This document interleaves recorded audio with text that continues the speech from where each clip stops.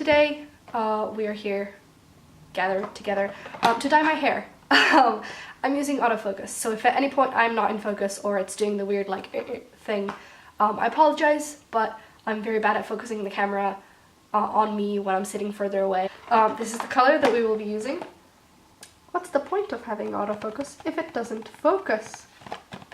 Please, I'm begging you. Thank you. Live, XXL, Red Passion. So we will be dyeing my hair and talking, hopefully, about what it's like to have short hair, and especially having short hair after having quite long hair. And you know, stuff that goes along with that, like gender identity and feeling androgynous and feminine and masculine and all that fun stuff. So I've dyed my hair a lot. I've had my hair dyed since I was 10 years old, which some say is bad parenting, but I say is good parenting because it means that I felt free to do whatever I wanted with my body. Like, it confuses me when there's people who are like 18 and they're like, yeah, my mom doesn't want me to dye my hair, and I'm like, it's not your mom's hair, just do it. Yeah, to me, like, possessiveness over something as stupid as hair color is just like a bit daft. So I have last had red hair, I want to say first year of university, when I looked much like I do now, except for a few wrinkles on my forehead. So I already know this is gonna hurt like hell because my scalp is in very poor condition. But to be honest, my scalp has been in poor condition for like 2 years. So I'm not waiting until that heals to dye my hair because I will be here until I am old. We're trying to get rid of the skunk look today. Let's see. Yeah, I've used this for dyeing before, which is why it has like weird blood-like stains on it. And it is a wonderful shirt. Let me show you. Ow. Seitsemän päivää, which is a very trashy magazine in Finland. And I got this t-shirt from a friend. So I was gonna wear it out and then I just realized it's way too bright for me. So I now wear it as a hair dyeing shirt. I don't have to wash my hair, which is good, which means we can just like get on with it now. So let's make this stuff. Applicator bottle, color cream, after treatment, which I never use, but perhaps I will this time, and then shitty gloves. I have to have my hair like this because if I put it out like this, I'm gonna look like a balding man. That's fun. Okay. Unscrew that. Open it. Take this. This is, as you can tell, a comprehensive guide and tutorial to how to dye your hair.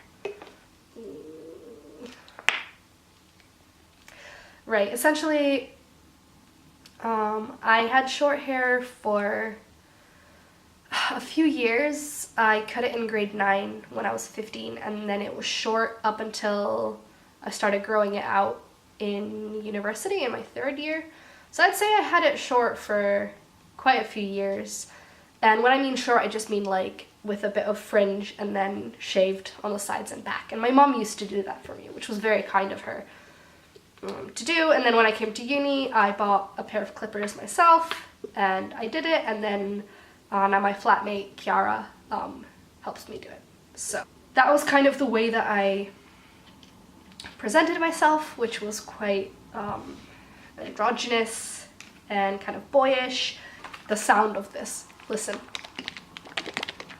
it's like bad ASMR. Vigorously, I'm trying to be as vigorous as I can.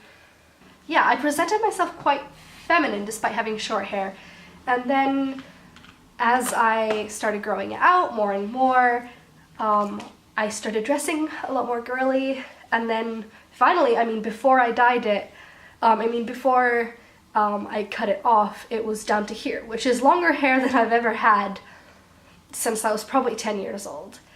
Just because I feel like it makes my face look quite long, and that was kind of combated with the fact that I had a fringe, but then I felt the fringe made me look really stupid. So anyway, I cut it all off, and for me, that was, it wasn't like an act of me feeling bored necessarily. Also, this is a look.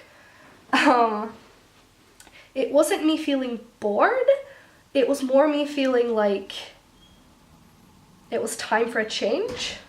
Like I was ready to present myself in a different way again. And I thought I was ready for it. And for a little while I was cool with it. I was cool with having short hair again. And then I started looking through my clothes and I started feeling like I couldn't really wear what I was wearing before I cut my hair. I have a lot of like dresses and skirts that I had bought for my trip to Korea, and I was just, I don't know. I felt like I couldn't wear, oh, that hurts. I felt like I couldn't wear that stuff anymore because I would no longer look like girly girl. I would look kind of like the aunt you have that like comes to parties sometimes and like sits alone. I don't know. I felt like it made me look too much like an artsy aunt if I wear skirts and stuff now. So I didn't want to do that. And so it felt really weird to be like suddenly in one swift motion like alienated from half of my wardrobe just because I felt like it wasn't going to make me look how I wanted to look. And then in the same way, I had been getting more makeup and getting more into makeup, and I have a Too Faced palette. Like I was really getting into it, and then I cut my hair, and then now I feel like when I wear makeup it gives a totally different message than before. Like I feel like girls with short hair, there's immediately so much more that's read into our actions and how we, not necessarily our actions, but there's so much more that's read into how we dress and put our makeup on.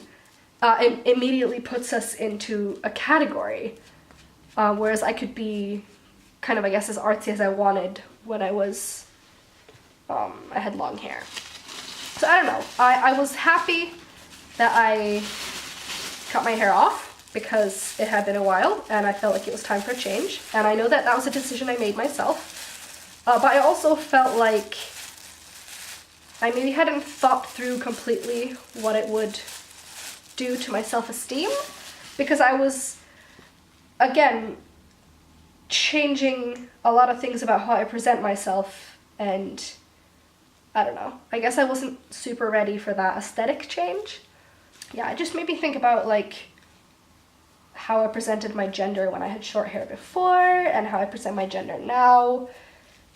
Because, well, essentially, there was a period of my life in high school when I think I was 18 where I wore specifically like masculine clothing and presented myself very masculine on purpose. Essentially, it was, this is a beautiful look. Essentially, it was just because I felt uncomfortable in my body. And this is not to say that everyone who presents it in a way that's androgynous or different to their assigned gender, this is not to say they're uncomfortable in their body, but I was uncomfortable. And so for me, in order to feel comfortable, I would dress and present myself quite masculine. And for me, that felt comfortable. So that's what I did. That was kind of, I was cool with being that, and I was cool with being perceived that way. Whereas now I feel like inside I still feel like the long-haired girl. This is so lame, but like inside I still feel, nothing changed when I cut my hair. Nothing changed about how I feel I am. I still feel like a girl, but now I look sort of like a prepubescent boy. So that obviously, it's weird sometimes to look in the mirror and be faced with like the reality that I'm not gonna look how I want to look. I'm not gonna present in the way that I want people to see me. And if I put on a dress or a skirt or loads of makeup, people are going to see a short-haired girl wearing a dress or wearing lots of makeup. I know this is not the end of the world, but I just thought it was interesting, or it would be interesting to talk about how something as superficial as hair can change how we feel about ourselves. Because yeah, I felt myself becoming a lot more feminine when I had longer hair, and nothing has changed about that. Something, even something as as little as wearing earrings. Like, I bought a lot of hoop earrings and like dangly earrings over the years, and I loved wearing them when I had longer hair. I think it looked really good when I had my hair up and I wore dangly earrings. Whereas now I feel like if I put on dangly earrings, I'm immediately like the art teacher. I feel like I immediately look like an older woman with like dangly earrings and short hair. And that's not exactly the look I want to go for. Nothing wrong with older women. Wink, wink, nudge, nudge. But yeah, I want to look my age, but also look hot as fuck. So that was a struggle, and that's something like I'm trying to push against by, you know, wearing the stuff I want to wear and not caring what other people think. But to me, that's the age-old issue, because I care incredibly what people think. I care so fucking much. And honestly, some days that's all I can think about is how I present myself and what people think about me. And that's really sad. I know that is. But I am a slave to people's opinions, which, you know, putting this video online is probably not the smartest thing I've ever done. You know, life is more fun when you stop caring. And I always say that, and I'm always like, oh yeah, I don't even care, blah, blah, blah. Yeah, there's certain things I don't care about, what people think. Like my writing. I publish my poems despite some people probably not liking them. I don't care about that. But when it comes to stuff like videos, I'm always embarrassed of people saying they watched my YouTube videos, or saying they found my old YouTube channel and they watched some of my videos. I'm embarrassed by that, because I'm embarrassed by the thought of people seeing something that isn't me right now as I am. That's not to say I didn't make cool videos, you know, back in the day of 2012 and stuff, and very few of them are actually good now.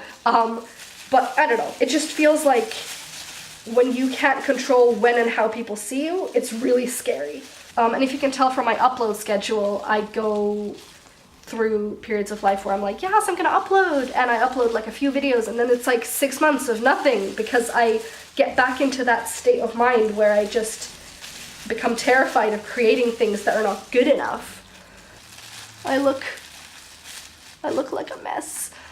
It doesn't help that I follow a lot of successful YouTubers online, because that obviously makes me feel incompetent, looking at, you know, all the cool stuff they're making, and they have an intro, and they have an outro, and they have a song, and they have a book, and they have an album, and I'm like, I want all of that. I want to have a book and an album and all of this stuff, and I want to have my life together, but I'm not a famous YouTuber, so when I post videos, they're not going to be to that level of expertise, and I just need to make my peace with that.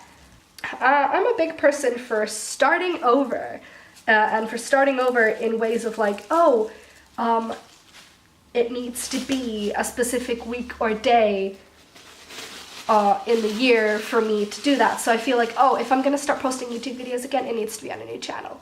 Or, oh, if I'm going to start posting YouTube videos again, it needs to be at the start of the year, or at the start of a month. Or every time I continue something that I've let go for a while, I need to start over for it to matter. And that's, I don't know, to me that's a harmful way of thinking, because it always stops me from doing things, because I feel like there's gonna be a past showing that I haven't always been good at it, and to me that's kind of shameful. Like, there's so many videos on my older channel that, especially ones from 2012 and 2013, that are embarrassing. I don't want people to see that, because I was embarrassing and I didn't know what I was doing, and well, arguably I still don't know what I'm doing, but I didn't really know what I was doing, and I'm embarrassed by the past self. So that's why I originally started this YouTube channel, because I wanted to start over. I can just go on. I don't think it matters to start over and over again. I think I can just continue, and people are going to understand that. Because obviously we're the hardest on ourselves when it comes to this stuff. I look like a soccer ball. This is great. Honestly, beautiful. That's also ASMR. Personally, I find it hard to ignore other people's thoughts and feelings and reactions towards me most of the time, but it's the thought that counts, and the days that I feel really great about myself and don't care what others think, those are good days. So yeah, I don't know anyone who's able to not care about what other people think all the time. So just do your best, I guess. I don't know. This is too inspirational for me. Right, we're gonna take these gross gloves off and I will see you in 30 minutes. I'm gonna look wild. Oh, a look. Okay.